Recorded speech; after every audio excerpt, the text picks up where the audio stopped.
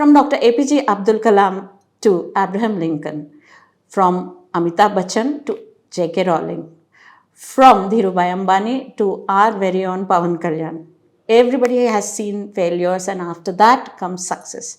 But is it so very easy to face failure and the impact that it creates? What are the reasons for which we often fail and how do we overcome it? Welcome to yet another episode of What the Talk with Anu, where we're going to discuss 5 different reasons why we fail and the strategies to overcome them.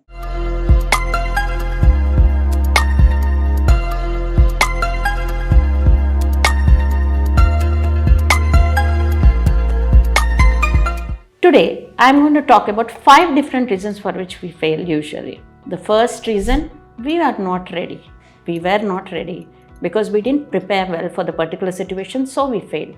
The second most important reason is that we did not share the goal. It was not us, it was not for us. So this could be one of the reasons why we fail often. The third most important reason is we forgot people. We forgot the dynamics that the human resources bring into a particular situation, relationship, or a workplace occurrence. And the fourth important reason is, did we balance our means to our ends? And the fifth one, which none of us can, compromise on, is the timing.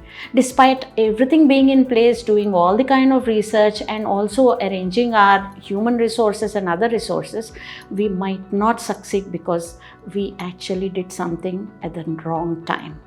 So let's explore all these reasons and also come out with strategies to overcome them. The first reason why we fail and how I look at it is because we were not ready for what was going to happen. I feel that most people go through recurring failures because they were not ready for what they were supposed to be doing.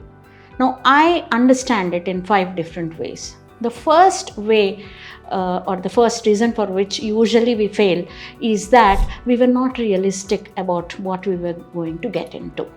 Usually people do not do fact-based research. They have assumptions, they assume certain things, they depend on hearsay, but they do not base their theories, strategies, or their emotions or relationships based on facts.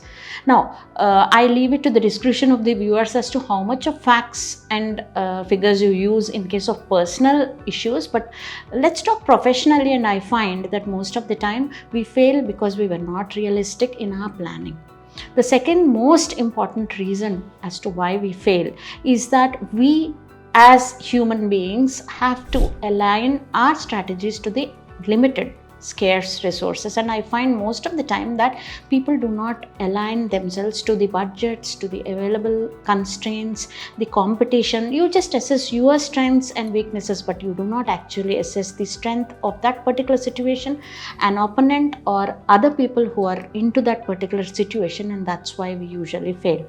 And the fourth reason I find why we fail mostly and concurrently repeatedly is because we do not actually look through things. Many things are not evident even through facts. I know I told that the first strategy was about finding the right facts and basing our research on facts. But at the same time, you have to learn to read between the lines. Many things are not as evident. People are not so articulate about certain things. We have to read between the lines, understand the pulse, the dynamics of human beings, resources, budgets, constraints, or the underlying emotions, feelings that go beyond a particular situation, and then you'll emerge out to be a winner. The last reason for which most of us fail as in not being ready for that particular situation is we do not have a plan B. I have seen most of the people jumping into situations without knowing what to do if something gets deviated from the original plan that you have.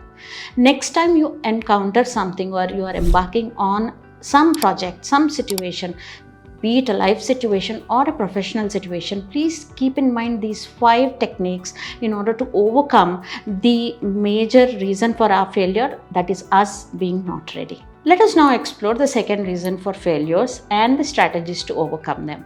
The second reason for our failures is like the goal was never us. We never had shared the vision nor the goal when we embarked onto the situation, be it personal life or professional life. Most of the time people quietly walk towards me and tell me that they have failed, and they keep failing continuously, and I ask them, did you ever believe in what you did at that point of time? And 90% of the time people tell me the answer is no. So the reason for failure, the second reason that I always quote, is that the goal was never us. The goal was never ours. Now, what are the strategies that we usually use to overcome this? Many a time, be it personal life or professional life, we are pitted against situations which we do not like, but we have to nevertheless go forward with. So how are we going to cope with this? These 3 strategies that I'm going to talk about will give you a very simple solution for this. The first solution or the first strategy that I suggest is no more. Whenever you're not interested, when you don't have a shared vision, it might be because of lack of knowledge. So know more about the situation, gain in-depth knowledge about what is happening, be it facts, figures, whatever. You have to know more about what you're getting yourselves into. And the second most important thing is actually internalizing it. That is, you have to question, challenge what's being given. Most of the time people feel that they will be criticized if they question something, but if the boss is very able, and if it's a family situation, if your family members understand you better, when you ask a question, they know that you are being interested in that particular situation. Don't take anything for its face value. Try probing into it. Ask questions, gain all the information that you have, validate the situations with the questions, and you will find yourselves falling into line. This will leave very low percentage for any failure that might happen. I feel that once you know about the situation, once you have questioned it, once you have validated it, you will never go wrong usually. And the third most important thing is, after you have known, after you have challenged and questioned and found answers for that, you have to just go and act on the situation, and I'm sure that you will be a success 100%.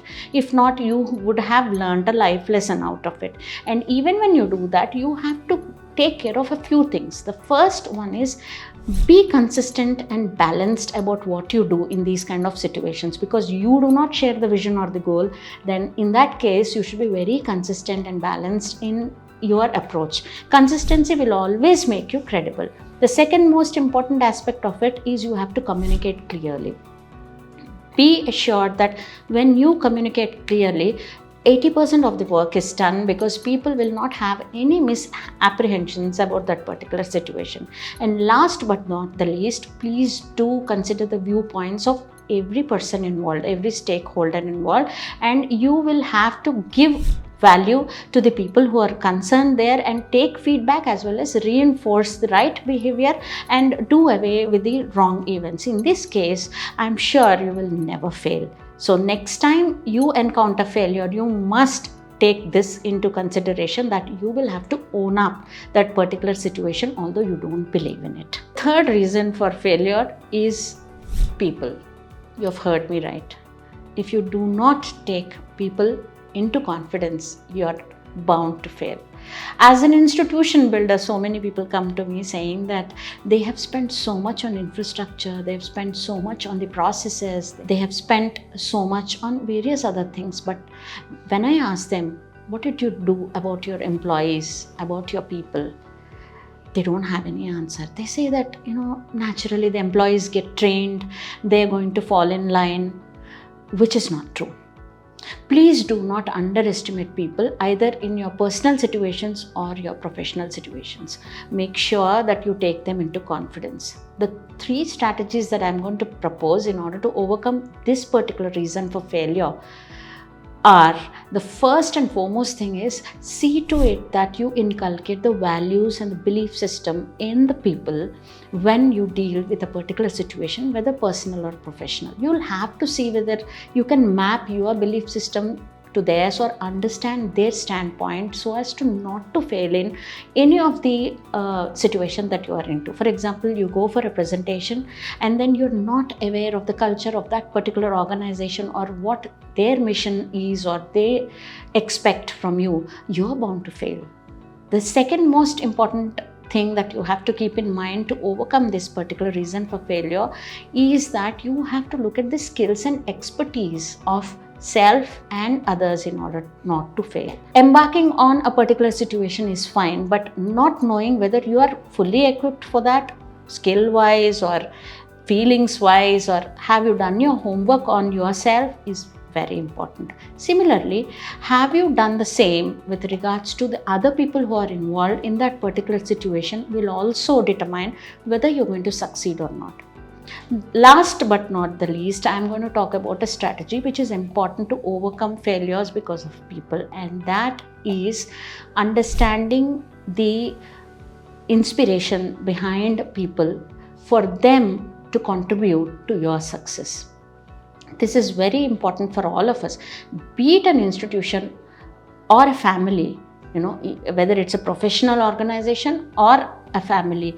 You have to understand why people would support you in your endeavor to do something, and then only you will see success when others are involved in a particular situation. So the next time you plan for something, be very sure that you take people into your stride and nurture a relationship where they'll come forward to support you. I hope you'll remember this and be a success. $1 million question which all of us face every day, every second in our life is, do ends justify the means or do means justify the ends? Remember, this is one of the prime reasons for our failures in life.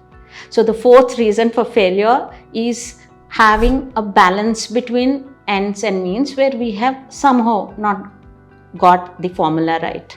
Now, how do you go about this? I have only one simple strategy where it is universal, where people say that you have to have a balanced approach towards everything, but it is very easily said than done. In many life situations, we have to make a choice whether we are going to be a little more towards the end or a little more towards the means.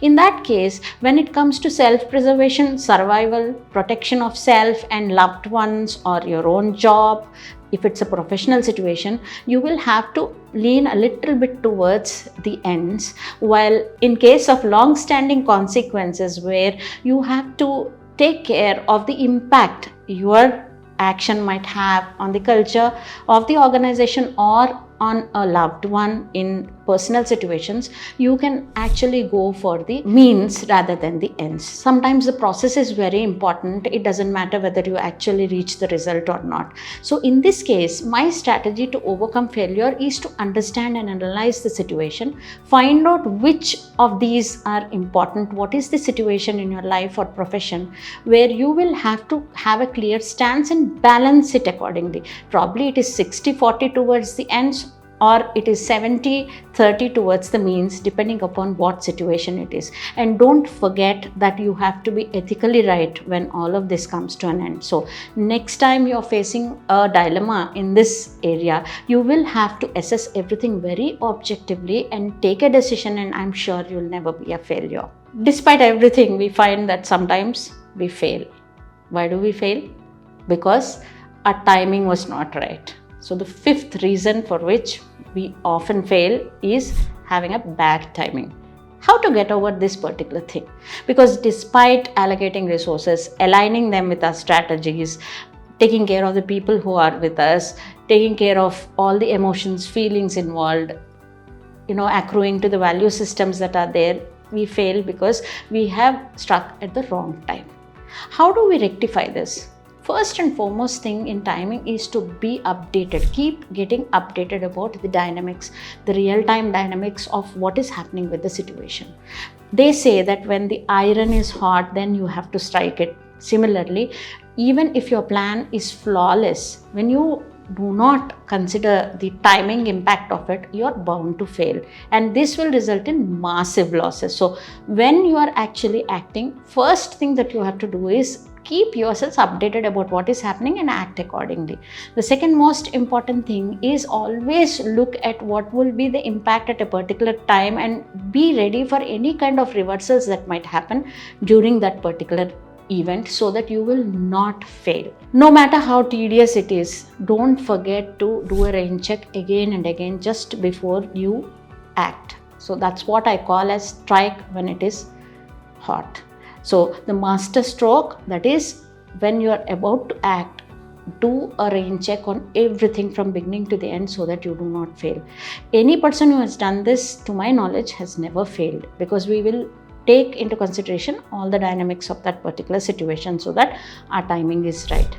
So in all, today we have discussed 5 different reasons for failures and 5 different sets of strategies in order to overcome these failures. You have any other stories about your success, failure, or failure to success, please share them in the comment box, and don't forget to email me at the email that is given in the description box below.